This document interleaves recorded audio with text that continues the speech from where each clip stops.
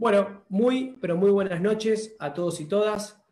Estamos aquí hoy en el tercer programa de esto que denominamos nosotros aportes para un programa de gobierno pospandemia.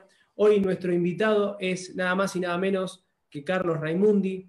Carlos Raimundi, un gran compañero, referente del sí, Solidaridad más Igualdad, en integración con el Frente Grande, actual embajador argentino en la OEA, 5 veces diputado nacional, mandato cumplido, y como te decía hoy, con mucha experiencia dentro de la docencia, fue referente en los 80 de centros estudiantiles y demás, así que la verdad que es todo un honor para nosotros estar con Carlos Raimundi. Queríamos nosotros en el día de hoy saludar por el Día del Inmigrante a todos y todas aquellas personas que llegaron a nuestra tierra, a nuestro terruño, para poder, como se decía antiguamente, realizar sus sueños, ¿no? Y en especial también queríamos saludar a toda la colonia, a todo el pueblo senegalés que está siendo fuertemente reprimida, tanto en la ciudad de La Plata de la mano del intendente Garro, como en Capital Federal de la mano de Horacio Rodríguez Larreta, ¿no? Por otro lado, quería saludar a todo el equipo técnico que me acompaña y gracias a ellos estamos hoy aquí haciendo este ciclo, como es Dino Panichelli, Santiago Fachal, Javier Martínez, Carlitos Machi, y esto es una idea original de Santiago Libruyud, al cual también le mandamos un fuerte saludo. No queríamos dejar de saludar y recordar también lo que hubiese sido el aniversario a los 80 años de Eduardo Galeano, aquel fabuloso escritor uruguayo, creador de ese hermoso título, ese hermoso libro que se llama Las venas abiertas de América Latina, ¿no? Nosotros como agrupación, como Populismo K, nos autodenominamos como semipensantes, ¿no? Que significa algo así como que nos impulsa el sentimiento y la razón. Es una palabra muy especial que él utilizaba, que era cientipensantes, ¿no? Muy linda, muy rara. Sin más introducción, queremos nosotros compartir con todos ustedes la creación de un portal de noticias desde nuestra agrupación de Populismo K, que se llama InfoK. Pueden entrar todos con www.infok.com.ar, en donde estarán también el ciclo de charlas digitales con todos los compañeros y compañeras que hemos estado, los conversatorios que hemos realizado tanto de economía como conversatorios federales. Así que, sin más presentación, mi nombre es Hipólito Yrigoyen, secretario general de la agrupación Populismo K, y es un honor nuevamente saludar y recibir a Carlos Raimundi. Gracias, Carlos, por estar con nosotros. No, al contrario, para mí es un gusto, un honor también poder compartir con ustedes. Así que estoy a disposición de los temas que vayan surgiendo a partir del interés de ustedes. Yo preferiría eso, decía recién Hipólito, porque las introducciones a veces se hacen a la medida del expositor, y lo interesante es que la charla vaya por los carriles que ustedes dispongan, que son los que conocen más la situación, los que han hecho ya otras charlas anteriores, y a partir de allí que vaya fluyendo. Así Dale. que quedo a disposición. Nos parece fabuloso. Lo que nosotros queríamos arrancar es, aprovechándonos de tu experiencia como profesor, que has sido profesor no solo en la Universidad Nacional de La Plata, sino en otras universidades, ¿cómo ves el rol de la universidad hoy en la actualidad? ¿Cómo ves en algunos casos, en algunas carreras puntuales? En mi caso yo puedo ver cómo es la carrera de abogacía en la Universidad Nacional de La Plata desde adentro. ¿Cómo ves vos la universidad, además del grandísimo hito que se logró hacer durante esos 12 años maravillosos de Néstor y Cristina con la creación de 14 nuevas universidades, ¿no? Y el haber podido acercar a gente que no había tenido acceso nunca a la universidad a la universidad pública? Qué tema, ¿no? A ver, ¿por dónde empezamos? Primero, el papel descolonizador del pensamiento y del lenguaje que tiene que desempeñar la universidad a partir de una nueva concepción de una nueva epistemología, de una nueva mirada de la ciencia y del conocimiento, que en lugar de estar hecho desde los lugares, desde los centros de poder, como dice Boaventura de Sousa Santos, tiene que ser, o Enrique Dussel o Aníbal Quijano, que hablan desde distintas perspectivas, pero de esta idea de la decolonialidad del lenguaje, del pensamiento, de la interpretación de la realidad. Hay que construir una nueva mirada desde los que sufren, desde los que luchan, desde los ocupados y no desde los ocupantes. Aún en carreras con una mirada progresista, por ejemplo, en las carreras de historia, los programas de historia siguen analizando la historia a través de las etapas tradicionalmente conocidas, ¿no? De la antigüedad, la Edad Media, la Edad Moderna, la Edad Contemporánea, pero resulta que cuando uno se conecta con otras culturas, la cultura oriental, la cultura africana, que de a poco nos va a ir haciendo muchos aportes desconocidos, la cultura de los pueblos originarios, la cultura islámica, se da cuenta que ese fraccionamiento de la historia no tiene que ver con ninguna de esas realidades. A la única realidad a la que remite esa división de la historia es a la realidad europea. Ya a partir de ese momento, ¿no? A partir de que la narrativa de nuestra existencia como continente tradicionalmente surgió de que un expedicionario, un miembro de la expedición de Cristóbal Colón, avista desde una de las carabelas, avista el territorio, nuestra historia como continente se construye desde la mirada del ocupante. Porque la verdad que la narrativa, si fuera desde la mirada nuestra, situada, tendría que haber sido un indígena que se pusiera así y avistara carabelas, no de uno de los que venía de la carabela que avistara la nueva tierra conocida. Ese cambio de mirada es fundamental que lo haga la universidad pública. Una universidad pública que a partir de la reforma de 1918 establece grandes principios, la libertad de cátedra, la cátedra paralela, la laicidad, etc., y que incorpora un principio que es el de la extensión universitaria, pero que a mi juicio tiene que sufrir claramente una evolución, porque, claro, en aquel momento la educación universitaria estaba concentrada, como tantos otros saberes y tantas otras fuentes de poder y de organización de la sociedad en la Iglesia, se le arranca a la Iglesia y se le da al Estado. Pero ahí hay un sujeto que todavía queda en el limbo, que es el pueblo. Con toda la evolución que hemos sufrido, la universidad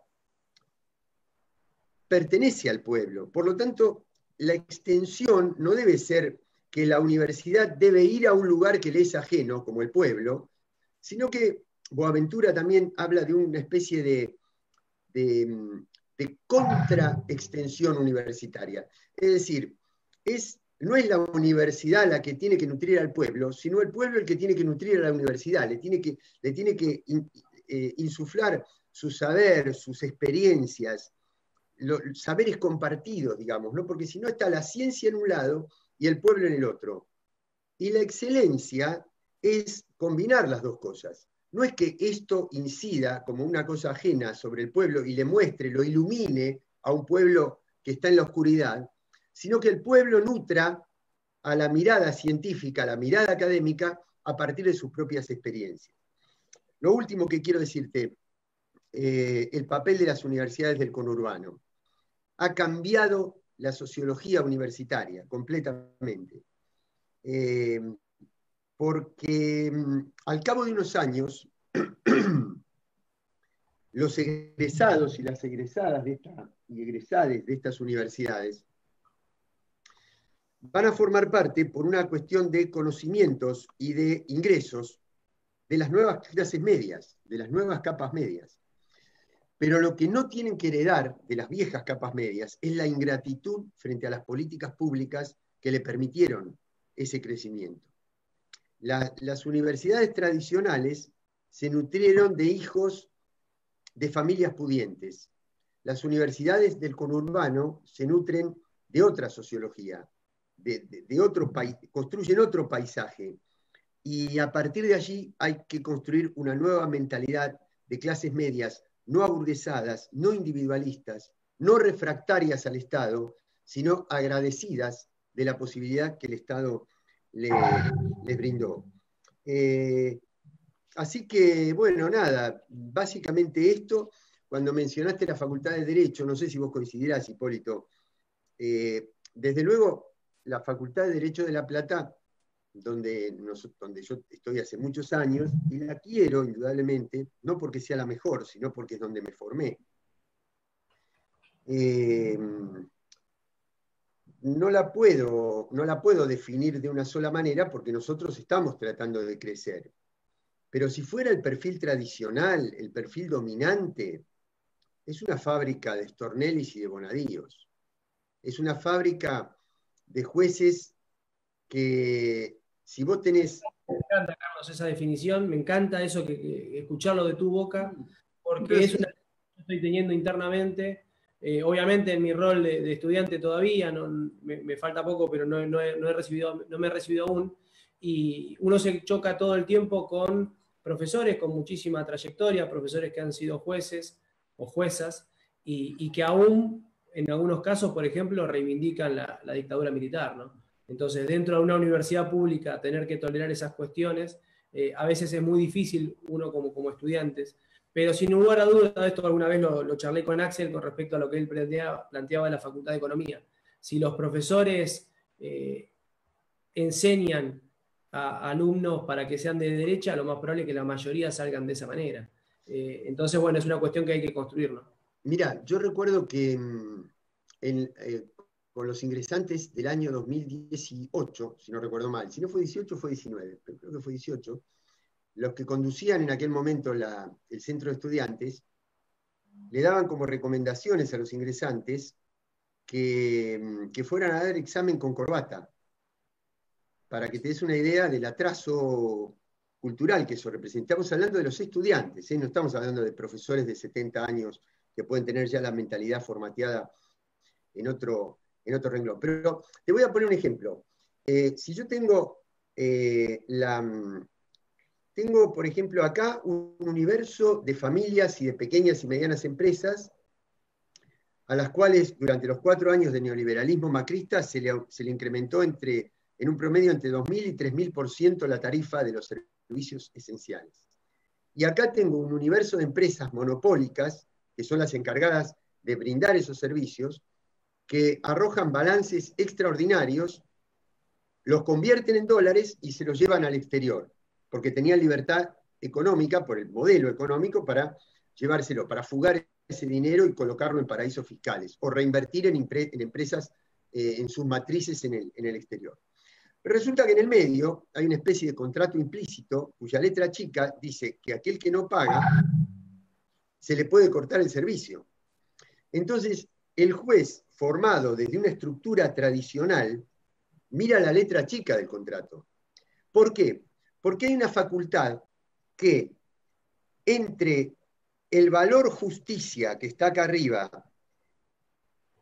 el derecho que se imparte, que se enseña en la facultad, y el tribunal, que es donde uno pleitea cotidianamente, hace que el derecho te vaya formando no para servir a la justicia, sino para ser un buen pleiteador y mirar la letra chica de los contratos. Eso te acerca a la legalidad formal, pero te aleja de la justicia.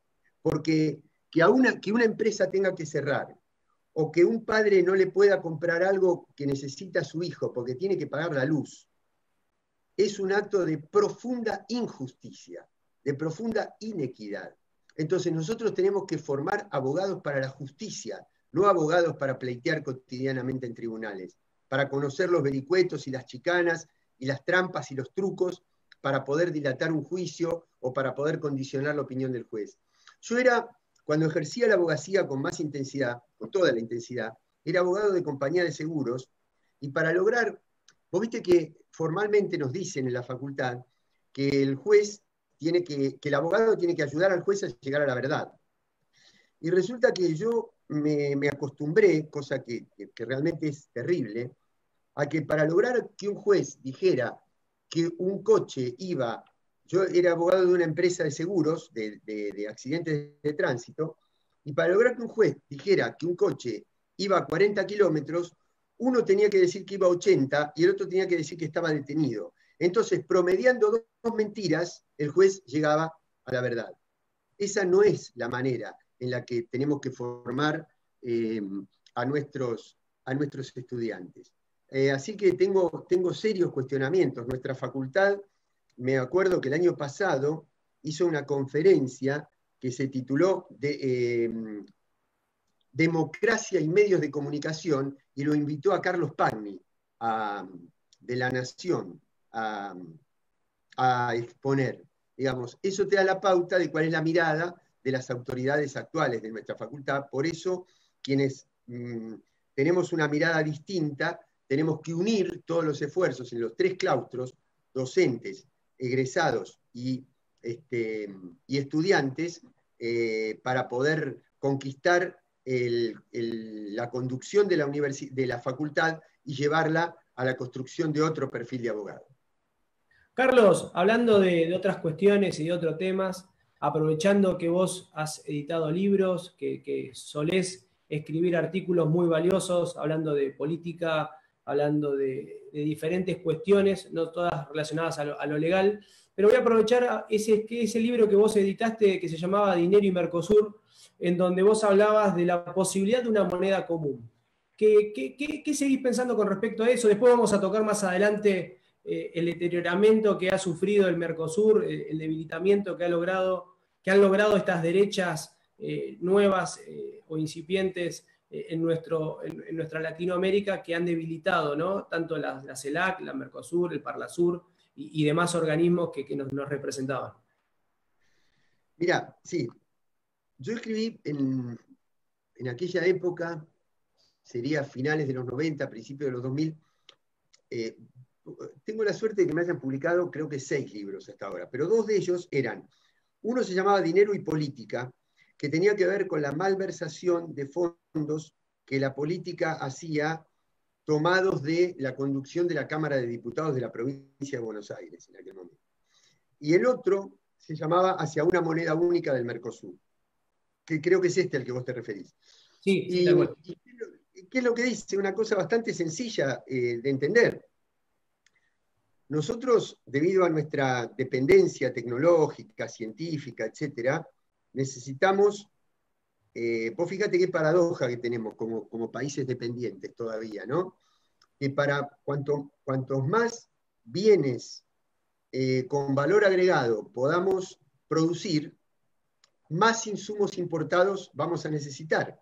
Quiere decir que por un lado damos trabajo e incrementamos nuestro sistema y nuestro desarrollo productivo, pero al mismo tiempo tenemos la brecha de la necesidad de drenaje de dólares.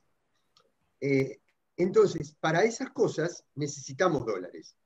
Pero para comerciar un país cuya moneda es el peso con otro país cuya moneda es el real, u otra moneda, otro país cuya moneda es el bolívar, no necesitamos dólares. Necesitaríamos una especie de caja de conversión para que haga la tabla entre esas dos monedas y ahorrar los dólares para lo que verdaderamente sí lo necesitamos.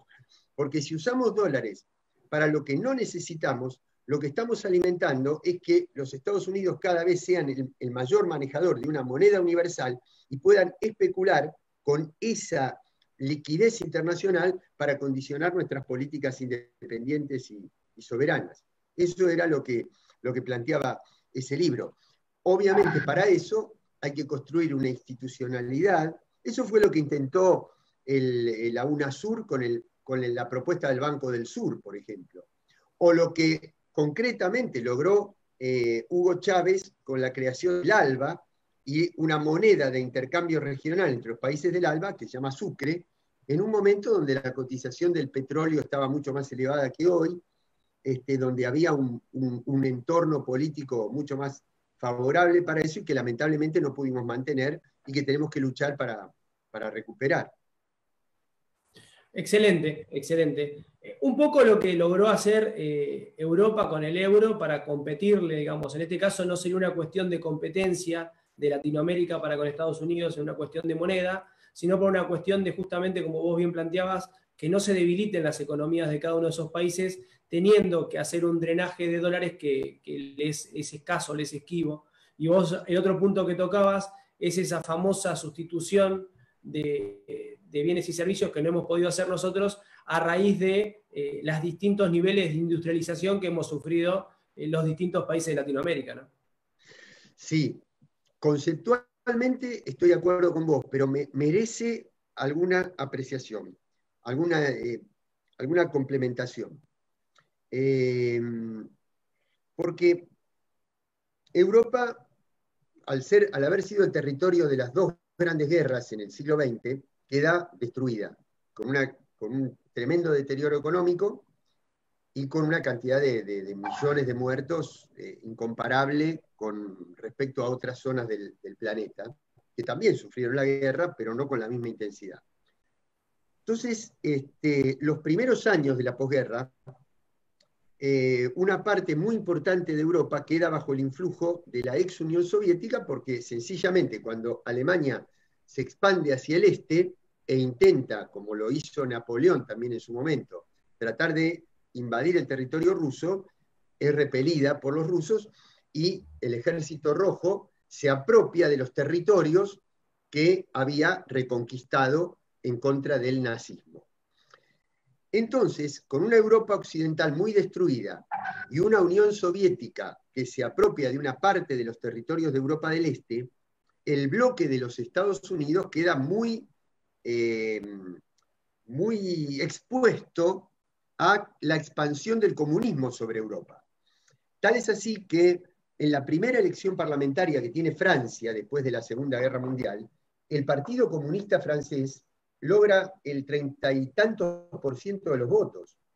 Y eso fue una alerta para el bloque occidental tremendo de tratar de contener esa expansión. Entonces, ¿qué hacen? Aparece un general en los Estados Unidos, que luego se convierte en senador, que se llama Marshall, y dice, tenemos que apresurar la reconstrucción de Europa gracias a la ayuda de los Estados Unidos para que el resto de Europa no corra el riesgo de caer bajo las garras del comunismo.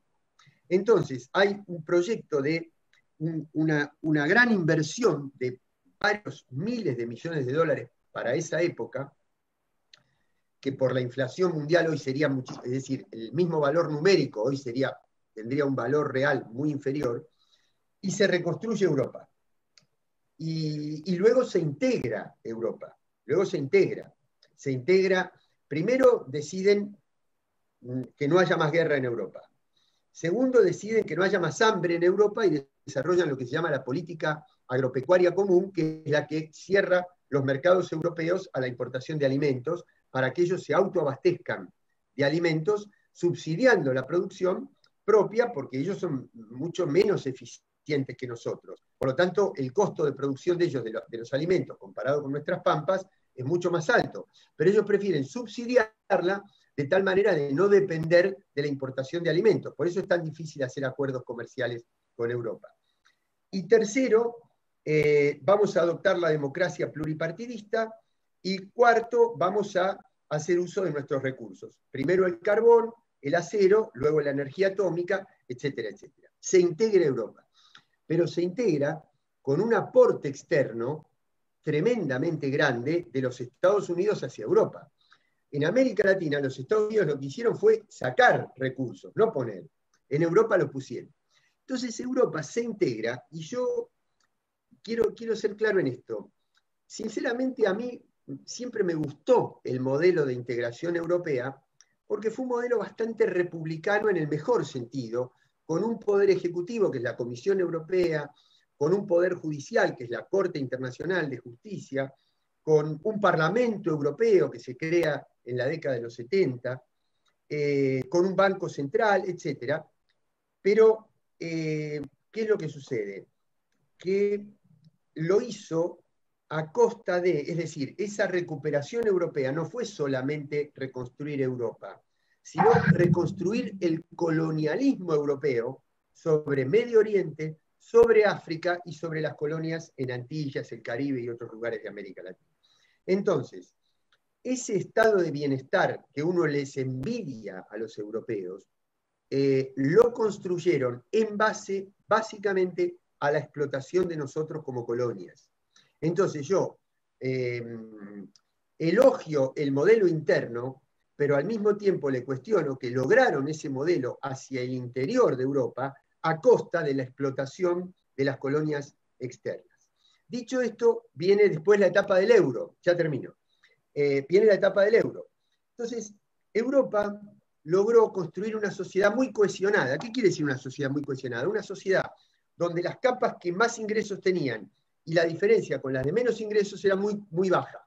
No había gran desigualdad en Europa, ni hablar en los países nórdicos, pero tampoco en los países centrales de Europa occidental.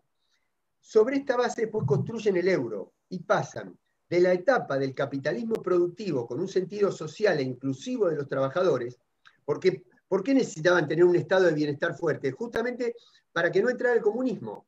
Tenían que tener un estado de bienestar que le ofreciera a los trabajadores, que defendiera por un lado la propiedad privada y el mercado, pero al mismo tiempo los derechos de los trabajadores. Entonces crean una sociedad muy cohesionada. Pero en los 90 llega la globalización, llega el euro, y entonces los países más adelantados, Alemania, Francia, Holanda, Dinamarca, Bélgica, le imponen a los países menos adelantados una serie de metas fiscales. Es decir, si ustedes quieren entrar al euro, tienen que cumplir determinados niveles de inflación, no pasar de ahí, determinados niveles de endeudamiento y determinados niveles de déficit fiscal. Si no cumplen eso, no entran al euro. Para que estos países menos desarrollados, con otra productividad, con otra tecnología, con otro nivel de organización, etcétera, pudieran entrar al euro, cumpliendo esas metas, ¿qué es lo que tenían que hacer? Ajustes sobre sus sociedades. Entonces, aquella Europa igualitaria se convirtió en una Europa cada vez más polarizada socialmente. Y eso es lo que hizo que al cabo de unos años, después de aquella época donde todos los países querían entrar a Europa, y de los 6 originales llegaron a 28 miembros, hoy hay muchos países que se quieren ir de Europa porque estar adentro de esa Europa desigual no les conviene. Resumidamente, rápidamente, descrito ese proceso de la construcción del euro. Excelente, Carlos. La verdad que bueno, uno aprende escuchándote, por eso realzamos y revaloramos tu rol de docencia, tu rol de legislador tantos años. Y aprovechando ese rol de legislador que has tenido durante tantos años, perdón mi ignorancia, hemos hablado muchísimas veces, hemos estado muchísimas veces, pero yo no sabía que había sido 5 veces diputado nacional. Pero sí, obviamente. Todas te digo esto, Hipólito, me aprovecho para lo siguiente. Para esa gente, sobre todo que hay en algunos nichos bastante anticuados de la política platense, que en los trolls te dicen que yo viví del Estado y todo eso. Mira, yo la única vez en mi vida que cobré dinero del Estado fue de la política, digamos, fue cuando tuve mandato del pueblo para ser legislador. Nunca fui reelecto, salvo una sola vez. Siempre después tuve que esperar tiempo. Hubo un periodo, terminaba un mandato, pasaba tiempo, empezaba otro, así que me tenía que relegitimar. Durante esos interregnos, nunca, jamás tuve un sueldo de la política. Nunca fui asesor, nunca fui ñoqui, nunca fui prosecretario de tal, nunca. O me dediqué a la abogacía o a la docencia. Nunca vas a encontrar que hay en mi cuenta de aportes, sí, dinero de la universidad pública, porque di clases siempre ahí, y ahí están los certificados de la ANSES, pero jamás de haber vivido de la política, salvo cuando el pueblo me votó y traté de representarlo lo más dignamente posible, aún habiéndome equivocado. Yo soy autocrítico de algunas etapas de mis mandatos legislativos, sobre todo en la Alianza, soy muy crítico. Pero a esos que andan por ahí por la ciudad de La Plata, diciéndole a otros que este es uno de los que siempre se aprovechó del Estado, que me digan cuándo cobré dinero del Estado por un cargo que no fuera cumplir con el mandato que el pueblo me había dado con su voto. Y no lo van a encontrar. En el caso mío era un simple halago, sabés lo que te respeto y lo que te aprecio. No, no lo digo por vos. Me diste pie para poderlo hacer porque así me desahogo un poco con algunos trolls que siguen diciendo las mismas estupideces de siempre.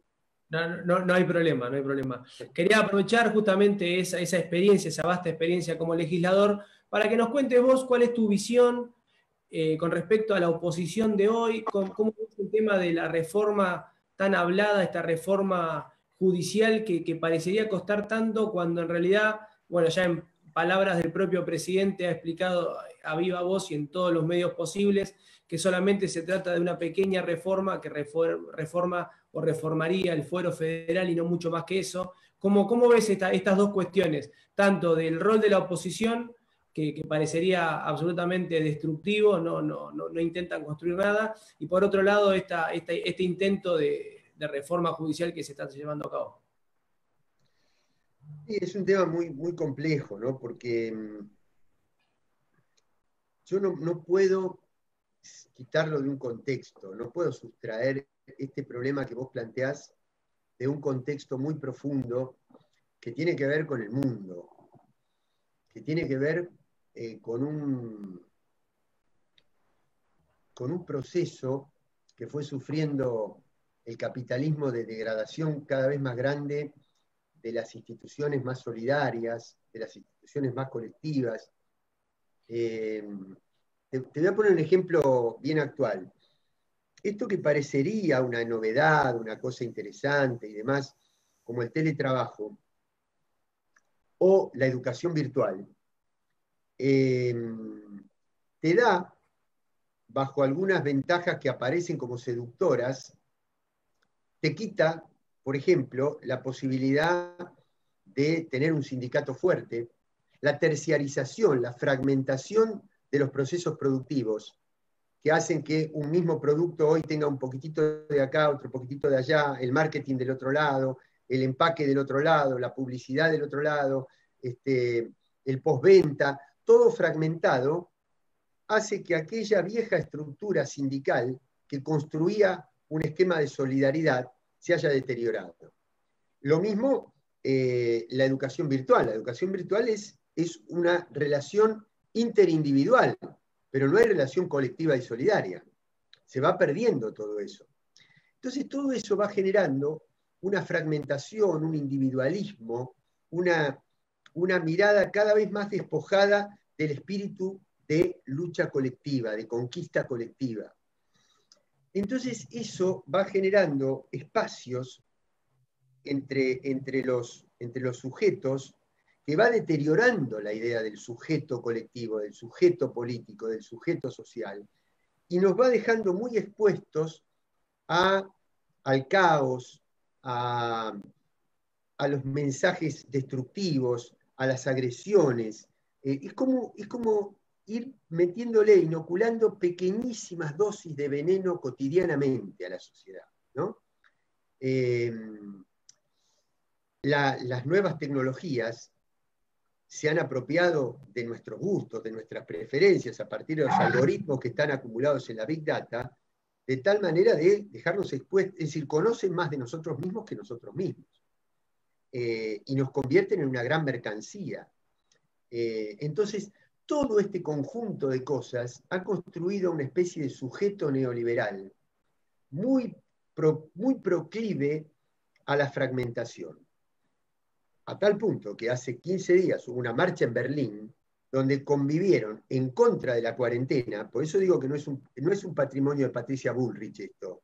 Esto está sucediendo en el mundo. En la puerta de Brandenburgo, en Berlín, convivieron los neonazis con los libertarios.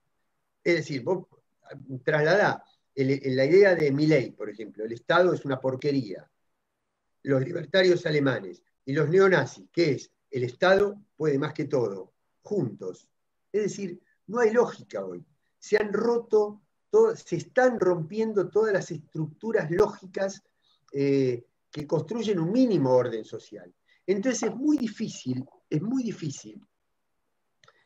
Y los códigos. Claro, es muy difícil como clasificar a la oposición en un lugar coherente.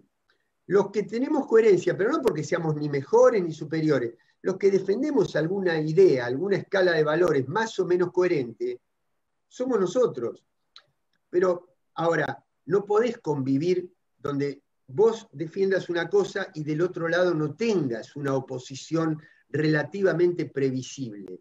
Hoy la oposición se opone a todo, te dice, por ejemplo, te dice, presenta un proyecto para declarar las tarifas servicio público. Pero si vos declaras la tarifa servicio público, se ponen de la vereda de enfrente. Te dicen, levantá la cuarentena. Vos flexibilizás la cuarentena, se expanden los contagios y después tenés la culpa de los contagios. Entonces, no hay previsibilidad. Ahora, ¿qué hacer? Y bueno, yo creo que del otro lado, quienes se oponen al gobierno por distintas razones, o por angustia económica, o por cansancio, por la pandemia, o por antiperonismo, por distintas razones, no son todos iguales.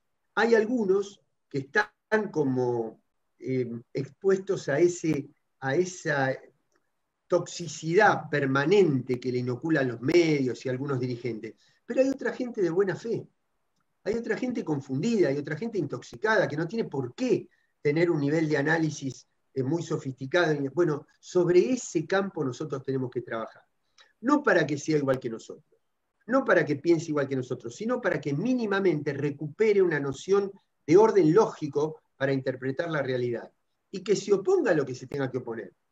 Por ejemplo, un debate muy serio es si para reconstruir una burguesía nacional necesitamos grandes monopolios extranjeros o necesitamos priorizar el desarrollo interno. Pero eso es un debate serio, eso no es un debate cualquiera. Es un debate serio si nuestra producción para favorecer el mercado chino, que sufrió una peste porcina muy grande, para reemplazar esa producción, tenemos que producir en mega granjas o tenemos que producir en establecimientos más pequeños que generen otro tipo de relación con la naturaleza, con el empleo, con la distribución de la tierra. Bueno, son discusiones serias que se pueden dar, que se deben dar en un país. Lo que no podemos es discutir con gente que dice que si vos querés controlar a una empresa que le hizo fraude al Estado, como Vicentín, es que mañana vas a ir a apropiarte del auto de esa familia de clase media. Porque ese es un debate de desquiciados, es un debate de locos. O si vos querés poner un código penal moderno, lo que querés es que los violadores salgan por la calle y se violen a tu hija. Bueno, digo, ese es un debate de desquiciados. Entonces nosotros tenemos que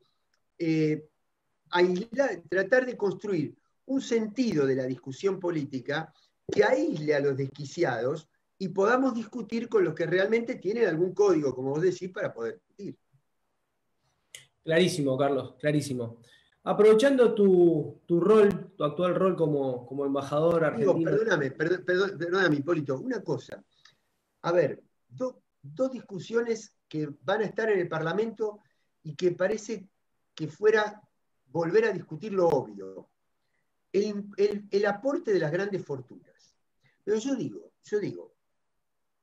son un puñado chiquitito, 0,000 de la población argentina, que concentra una riqueza que, mirá, vos imaginate, yo ni siquiera me lo puedo imaginar porque yo nunca viví así, pero hoteles 7 estrellas, autos último modelo, mansiones en distintos puntos turísticos de la Argentina y del mundo. Vos ponés ese nivel de consumo todos los días de tu vida por 5 o 6 generaciones y aún así les seguiría sobrando plata. Pueden vivir ellos, con ese nivel de consumo, pueden vivir ellos, sus hijos, sus nietos, sus tartaranietos, y no pueden pagar el 2% de esa fortuna para la pobreza extrema que están viviendo nuestros países y para la crisis económica. Digo, ¿cómo puede ser que haya alguien para lo cual esto haya que discutirlo? Pero, es más, yo hasta te podría decir, mirá, si yo soy uno de esos ricachones, defiendo mi propio patrimonio. Ahora, ver gente que tiene nuestro mismo nivel de vida y que defiende la fortuna de esos tipos, y además te voy a agregar otro elemento más. La velocidad de reproducción del capital en el sistema financiero es tan rápida que hacen así con la computadora y recuperaron ese 2%, sin mover más que un dedo. Lo recuperaron en un segundo con una transacción financiera. Y resulta que tenemos que discutir eso. Segundo punto, la comunicación. No hay nada más humano, no hay nada más propio del ser humano que la comunicación. Cuando me refiero a comunicación no me refiero a un medio de comunicación, me refiero a la interacción entre seres humanos, porque desde que nacemos hasta que morimos no podríamos vivir ni sobrevivir sin el lenguaje corporal, sin la protección, sin la solidaridad, sin todo. Lleva eso después al derecho a la información y a la cultura. No hay nada más público, más patrimonio de los seres humanos y del pueblo como conjunto de seres humanos que la comunicación. Gracias a la tecnología, vos podés transmitir la comunicación de distintas formas, por cable, por fibra óptica, por espacios, por ondas satelitales, por Wi-Fi, por el aire con las antenas tradicionales, por la frecuencia modulada, por la amplitud modulada, de 5G, de 1000 maneras. Pero todos esos espacios son públicos. ¿Cómo podemos discutir que un derecho esencialmente público, transmitido a través de un espacio esencialmente público, tenga que recaer la ganancia de ese proceso en un monopolio privado? ¿Cómo podemos discutir lo obvio?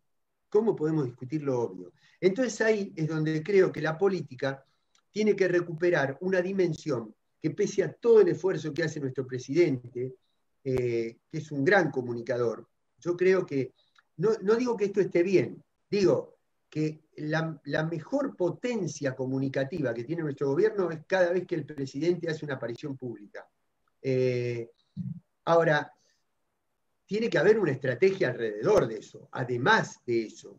Entonces, creo que la política, a pesar de todo el esfuerzo que está haciendo, está como desaprovechando, como subutilizando una dimensión fundamental, que es la dimensión pedagógica, la dimensión de liderazgo docente de la política. Explicar.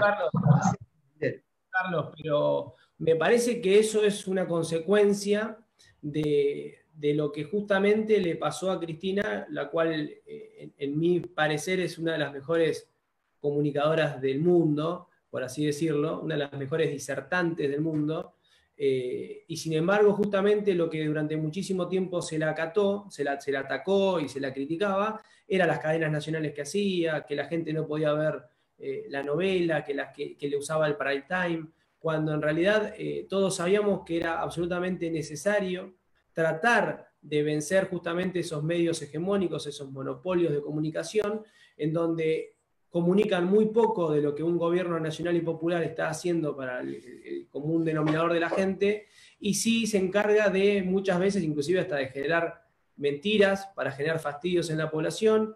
Vos date cuenta cómo todo el tiempo se puede ir corriendo la vara en ese sentido. Yo adhiero a tu comentario con respecto a que Alberto Fernández es un muy buen comunicador y creo que debería hacer un uso justamente de eso, porque es la única forma de llegarle al pueblo y que el pueblo verdaderamente entienda cuáles son algunas de las medidas que el gobierno está llevando a cabo. Pero me parece que no se la usa en demasía o no se la está usando por las críticas que había sufrido nuestros gobiernos anteriores, en el caso de Cristina fundamentalmente. Por eso que creo que hay que tener una estrategia integral. Yo primero coincido absolutamente con vos en lo que decís de Cristina. Vos recordarás, Hipólito, cuando estaba el macrismo y Cristina era senadora, tenía una intervención en el Senado, desde su banca, en el llano, a las 3 de la mañana y estallaban las redes, se saturaban las redes. No hay otro caso. Cristina puso una vez la palabra machirulo y construyó toda una idea del patriarcado, con una palabra.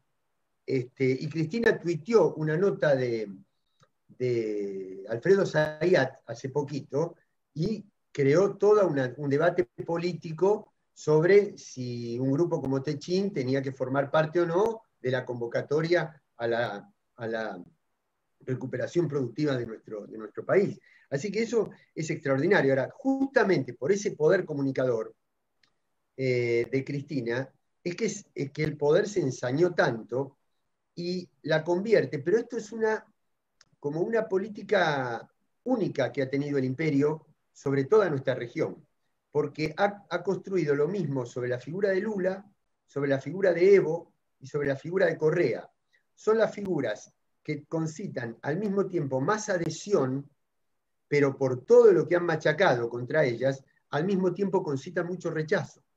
Entonces, las han hecho, les han quitado ese poder a través de, de la red de espionaje, del lawfare, de la utilización del aparato judicial, que es el que nosotros tenemos que reformar, pero no para salvar a Cristina de que la juzguen por chorra, porque eso está claro que no fue así, a pesar de que excavaron en la Patagonia, que le rompieron el departamento, que la miraron con lupa y todo, quiere decir que descarto completamente eso. Estoy hablando de la estrategia de los enemigos destituyentes de la democracia. Han creado esa misma política en toda América Latina. ¿Para qué? Para crear resistencia en el pueblo a esas políticas. ¿Cómo contestarles?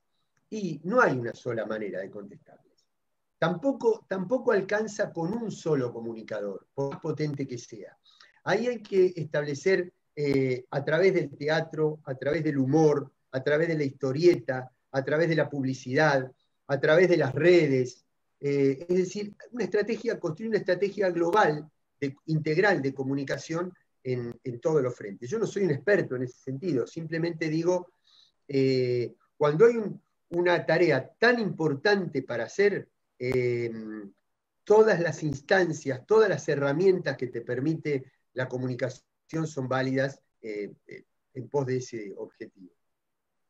Carlos, aprovechando tu rol, como te decía hoy, de actual embajador argentino en la OEA, bueno, he sabido las críticas que ha sufrido el organismo durante todo este último tiempo y fundamentalmente el accionar de Almagro, quienes hoy la dirigen, y el que aspira a una nueva reelección.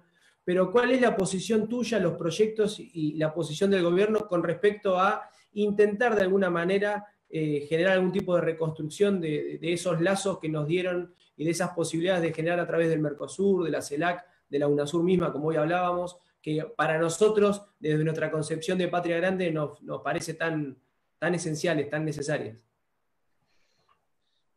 Bueno, mira, primero, la historia de la OEA, digamos, el hecho de que yo esté en la OEA no quiere decir que yo crea que la OEA es un organismo floreciente, ni positivo, ni conveniente, o que no reconozca que no en los últimos tiempos únicamente, a lo largo de toda su historia, la OEA ha tenido mucho que ver, como mínimo, a través de su silencio, a los golpes de Estado, a las dictaduras, a las invasiones militares, al asesinato de líderes políticos. No digo que un funcionario de la OEA los haya matado, digo que ha contribuido con su silencio a naturalizar muchas de estas catástrofes que ha sufrido nuestra región.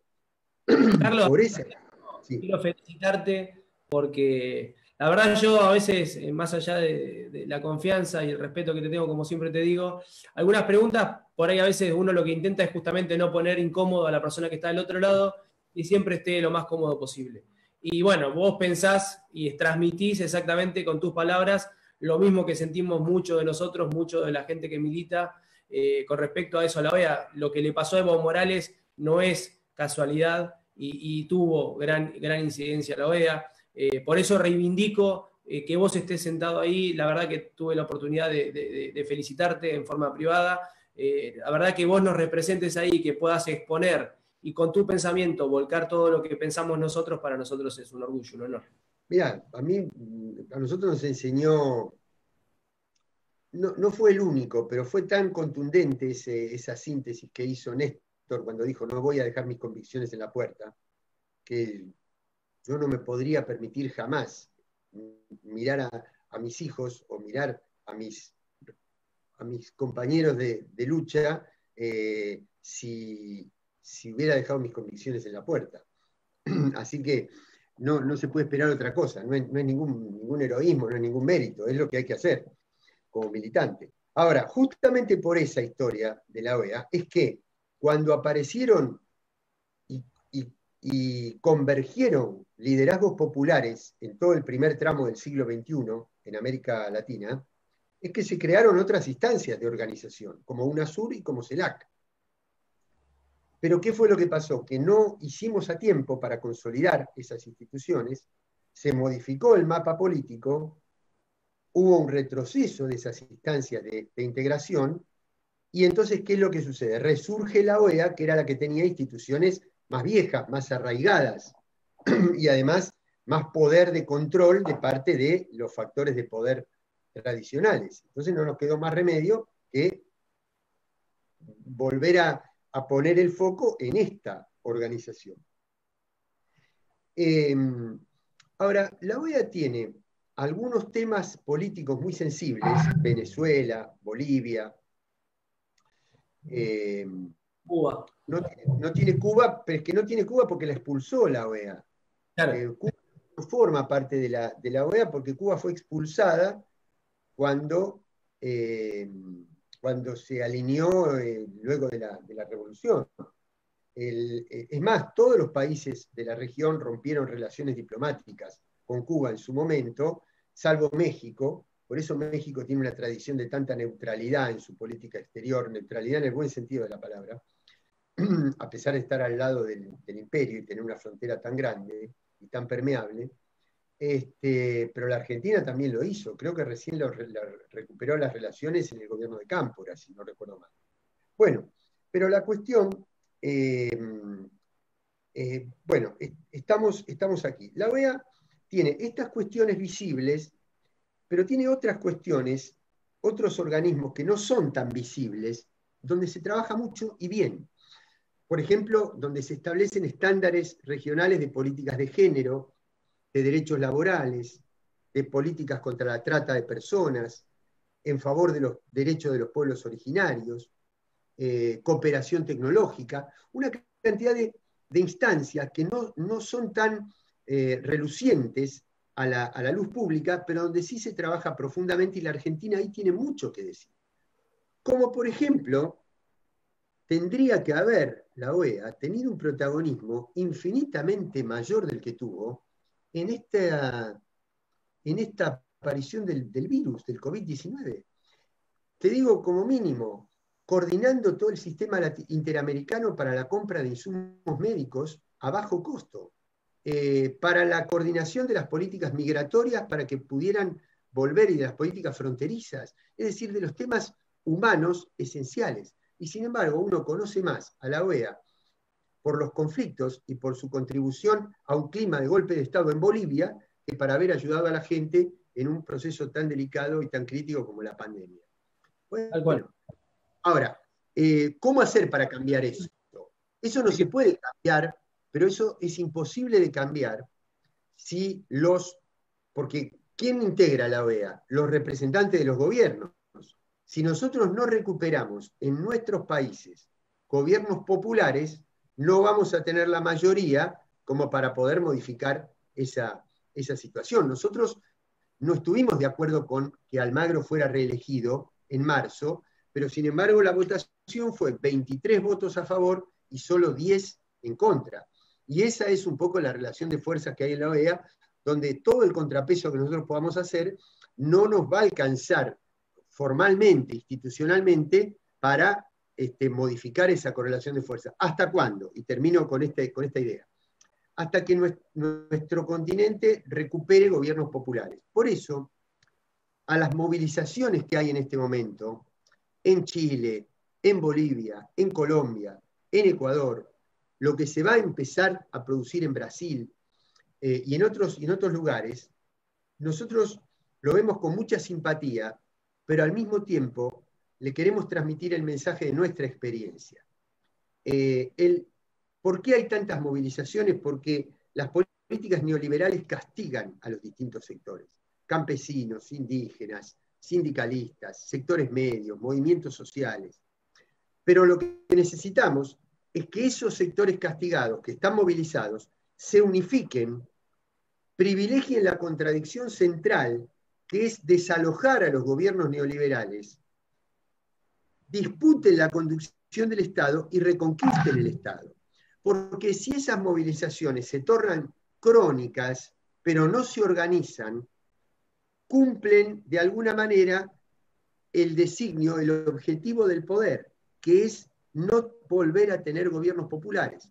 Entonces, nosotros tenemos que lograr que en los demás estados cunda de alguna manera el ejemplo de la Argentina, que fuimos capaces de dejar en un segundo plano nuestras diferencias, que las tenemos,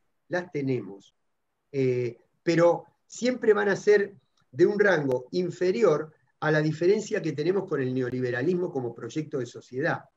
Entonces, que estas movilizaciones se conviertan en organización política, reconquisten el Estado, y una vez que volvemos a tener gobiernos populares, tendremos instancias de integración nuevamente en el sentido que nosotros las queremos. Carlos, lo que te quería preguntar hoy yo es, si sabés o si está hablado, ¿cuál es el posicionamiento argentino con respecto a los sucesivos bloqueos que sigue recibiendo la República Bolivariana de Venezuela, ¿no? Contrario absolutamente a las sanciones, a los bloqueos, no solo de Venezuela, también de Cuba. Reafirmar la necesidad de que estos países que sufren, digamos, que yo diga esto, no quiere decir que yo no reconozca que al interior de Venezuela hay muchos problemas. No quiere decir que yo niegue la realidad de una cantidad grande de personas que ya han tenido que ir de su país por la situación social que estaban viviendo. Lo que estoy diciendo es que la causa central de esa situación social, de crisis humanitaria, económica, no responde únicamente a déficit que pueda haber tenido el gobierno, sino que responde a un contexto geopolítico mucho más complejo que tiene que ver con un gobierno que decidió, como lo hizo Evo Morales con el litio, con el gas, decidió disputar y poner al servicio de la población la renta del petróleo, la renta del oro, la renta de los grandes recursos que tiene Venezuela.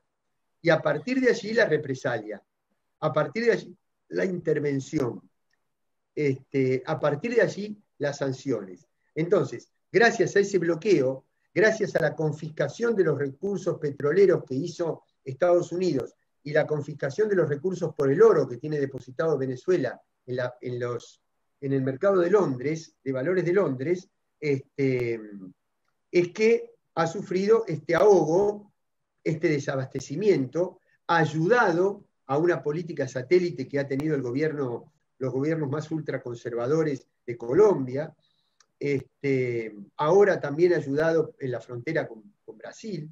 Entonces, nosotros tenemos que ayudar a que Venezuela salga autónomamente de ese proceso.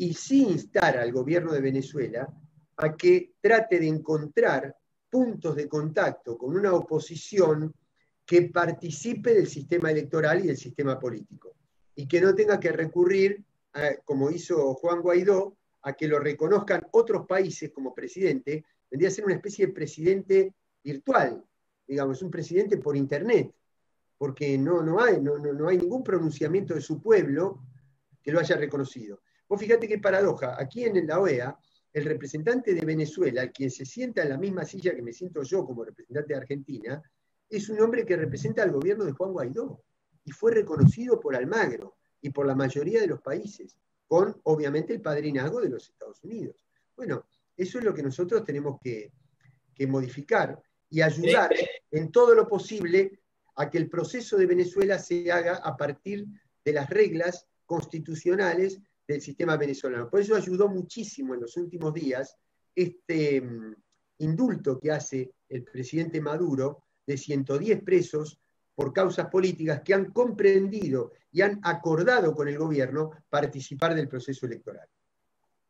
Carlos, tengo un montón de preguntas para hacerte, la verdad que es un placer hablar con vos, pero bueno, te voy a hacer una última pregunta. Yo quería consultarte con respecto a qué pensamiento tenías con los conflictos de Palestina, Yemen, Medio Oriente, Líbano, Siria, lo cual es absolutamente interesantísimo, pero seguramente quedará para una segunda charla, otra entrevista. Pero sí quería preguntarte y que cierres con respecto a este cambio que hubo en la geopolítica mundial de cambiar de ese mundo unipolar en donde solamente estaba la presencia de Estados Unidos como único eje vector de la economía del mundo, y la aparición con muchísima fuerza de lo que hoy significa Rusia y China fundamentalmente, que ha cambiado la vida de todo un planeta, porque sin ningún lugar a duda esa lucha comercial que se está llevando a cabo en esta disputa que estamos viviendo nosotros hoy, ha llevado a cabo que el mundo ha cambiado, ¿no? Mira, no quiero eludir, aunque sea una idea general sobre lo primero que planteaste. Nosotros reconocimos en la gestión kirchnerista del Estado de Palestina. Yo formo parte del Comité de Solidaridad con Palestina. He estado 2 veces allá y he vivido en carne propia una discriminación que es antidiluviana, digamos, es propia de otro tipo de civilizaciones esclavistas y no de la sociedad del siglo XXI.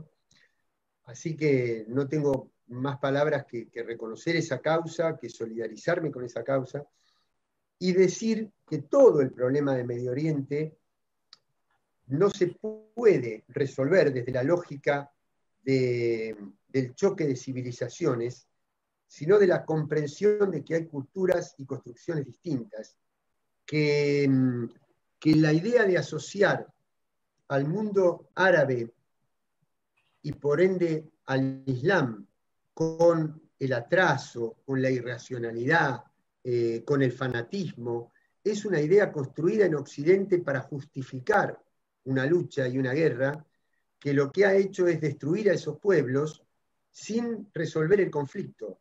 Y entonces lo que ha logrado es que las empresas que explotan los hidrocarburos acumulen mucho dinero y las empresas que venden armas acumulen mucho dinero, sosteniendo ese conflicto. Quiere decir que lo que hay que hacer es salir de la clave militar para resolver esos problemas. Porque cuanto más presupuesto se destina a la resolución militar, más se agudiza el conflicto. Quiere decir que en la lógica te indica que no es la clave militar, sino la clave política, la clave del entendimiento, la clave de la multiculturalidad, lo que va a resolver esos problemas. El otro punto, el de la disputa geopolítica. Yo creo que esa disputa se está dando en 2 niveles. Uno más relacionado con la emergencia de China-Rusia, un eje eurasiático que va en ascenso, y un eje noratlántico que está declinando. No quiere decir esto que se va a terminar mañana, ni mucho menos, pero que sin indudablemente está perdiendo influencia en muchas áreas del planeta. Pero hay otra lógica paralela a esta, que no es entre estados, sino entre grandes modelos de gobernanza. Después la podemos conectar con la otra, pero es el capitalismo financiero globalizado a través de grandes conglomerados que está intentando establecer un modelo de gobernanza a nivel mundial que lisa y llanamente destruya, termine, suprima definitivamente la categoría de los Estados-nación. ¿Para qué? Para que la política no tenga forma de ponerle límites a las reglas fijadas por estos grandes conglomerados.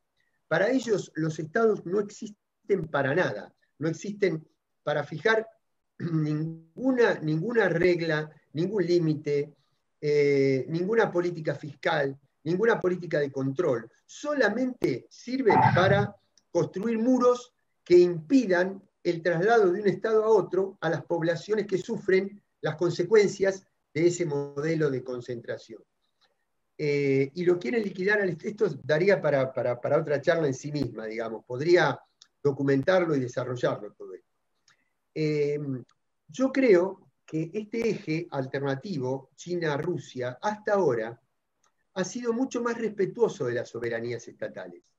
Ha votado en favor de la autonomía de Corea del Norte, ha votado en favor de la autonomía de Siria, ha votado en favor del reconocimiento del Estado palestino, ha votado en favor de la autonomía de Irán y está actuando en favor de la autonomía de Venezuela en nuestro continente. Tal es así que, por ejemplo, Turquía se ha convertido en un actor mediador, por ejemplo, entre gobierno y oposición en Venezuela, y así sucesivamente. Por otro lado, no he visto nunca que los acuerdos comerciales que estos países están desarrollando con distintas áreas del planeta impliquen imposición de formas de gobierno o imposición de políticas económicas, como sí lo hacen las medidas de ajuste de las instituciones del capitalismo financiero. Lo que está en disputa finalmente, Hipólito, es un nuevo paradigma productivo que es el de la tecnología de quinta generación. Así como en su momento la revolución industrial generó una división internacional del trabajo, la crisis de 1929 creó el estado de bienestar como un nuevo paradigma, y la desregulación financiera y la revolución tecnológica de los 80-90 construyeron este nuevo paradigma financiero.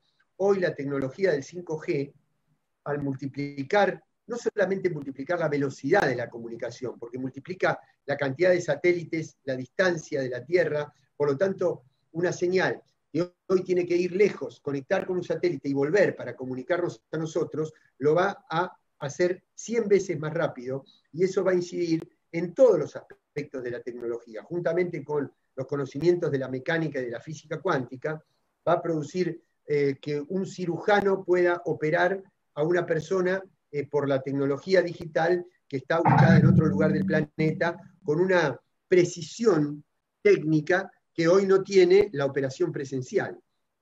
Digo para que nos demos una idea del cambio tecnológico. Y esto es lo que está en disputa hoy entre estos dos grandes ejes. Yo creo que América Latina tiene un rol, y que esta presencia de otro polo de poder, y con Europa que está queriendo nuevamente convertirse en un polo autónomo de poder, y con el mundo islámico que también tiene que convertirse en un polo de poder, y con una palabra extraordinariamente valiosa, que es la palabra simbólica del Papa Francisco, en este momento que se ha convertido en un actor de la política internacional, y con una América Latina autónoma, pujante nuevamente, se puede construir un mundo multipolar donde toda la humanidad pueda aprovechar los beneficios de ese nuevo paradigma tecnológico, y no un sector cada vez más concentrado de la población mundial, que sin ninguna duda va a hacer que esta pandemia, en lugar de ser una excepción, sea una constante. Se acabará el COVID, pero va a venir otro. ¿Por qué? Porque por el modelo de desarrollo que abusa de la naturaleza, que abusa de la tecnología, que genera necesidades de consumo que nos dimos cuenta que no eran tan necesarias. Nosotros, hasta la pandemia, estábamos consumiendo no de acuerdo con lo que necesitamos, porque creo, Hipólito, vos, yo, mi familia, los que nos están escuchando, nos hemos dado cuenta que nosotros podemos vivir tranquilamente consumiendo mucho menos de lo que consumíamos. Quiere decir que si consumíamos aquello, no era por necesidades propias, sino por la necesidad de reproducir el capital. Bueno, esto es lo que tenemos que discutir. Y la otra cosa que tenemos que discutir es que los grandes servidores digitales no se apropien del mundo como si fuera una mercancía. Porque habían hecho una proyección de ganancia de 4 años que la han podido resolver en 4 meses. Lo que cayó el petróleo, la industria aérea, la industria del turismo, la industria de la energía tradicional, lo compensaron los mercados de acciones con las ganancias de las empresas de servicios digitales, educación a distancia, comercio electrónico, relación entre los parientes a través de Zoom. Todo eso nos ha convertido en esclavos de esa gran tecnología. Si la política no interviene sobre esos grandes servidores, nos terminamos convirtiendo en robot de esos grandes organizadores de esta nueva normalidad. Por eso tenemos que tener mucho cuidado, y la política tiene que intervenir. No se tiene que quedar, tiene que dar esta batalla cultural, tiene que dar esta disputa, interviniendo sobre los grandes factores de poder, económicos y simbólicos. Porque no vaya a ser que después una serie de Netflix o una película de Hollywood termina poniendo que los mismos que causaron esta situación son los salvadores del planeta. Entonces, para cambiar esos paradigmas, para volver a poner una mirada humanista, una mirada solidaria, una mirada colectiva, una mirada donde el Estado no es un empleado público antipático que se pelea con vos porque gana poca plata y porque está harto y porque no da más. No, el Estado es la administración de lo público. El Estado es el que se encarga de lo universal, de lo de todos, es imprescindible. Para que esos valores realmente puedan sobrevivir y sobreponerse, es que la política tiene que dar una batalla cultural muy fuerte. en este momento y aprovechar un momento de crisis como la pandemia para tratar de organizar esos nuevos paradigmas que miren la realidad no desde la necesidad del capital, sino desde la necesidad de la persona humana y de los pueblos.